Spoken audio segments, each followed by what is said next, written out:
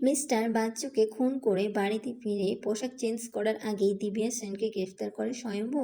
হ্যাঁ দর্শক, এমনটাই দেখতে পাবেন আজকের পর্বে। বিস্তারিত জানতে ভিডিওটি লাইক দিয়ে দেখা শুরু করে দিন। আজকের পর্বে আমরা দেখতে পাবো যে নকল দুর্গাকে পেয়েছে, সেটা ফোন করে জানিয়ে দিয়েছে দিব্যা সেন। আর এটা শুনে অনেক খুশি মেহেন্দি আর বৈদেহী মুখার্জি। এদিকে দিব্যা সেন সব প্রমাণ লোপাট করে দিতে ডক্টর বাচ্চুকে ছদ্মবেশে এসে তার চেম্বারে শেষ করে দিয়ে চলে যায়। আর সেটা কেউ বুঝতেই পারে না।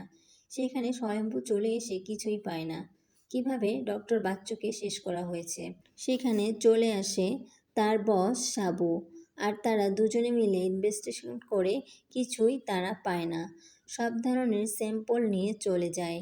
এদিকে সেখান থেকে সবাই চলে গেলে ওখানে উপস্থিত হয় দুর্গা।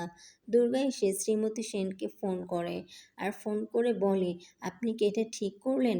আপনি সব প্রমাণ শেষ করে দেওয়ার জন্য ডক্টর বাচ্চুকে শেষ করে দিলেন। একথা শুনে শ্রীমতী সেন তো চমকে যায়।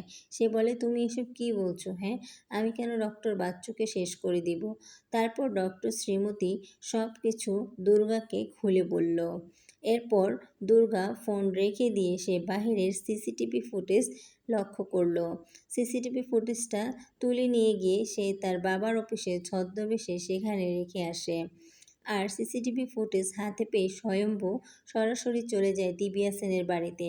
আর দিব্যা সেনের বাড়িতে গিয়ে দিব্যা সেনকে সে গ্রেফতার করে আনে। হ্যাঁ দর্শক, এমনটাই দেখতে পাবেন আজকের পর্বে। ভালো লাগলে আমার চ্যানেলটিতে লাইক কমেন্ট সাবস্ক্রাইব করে দিতে ভুলবেন না।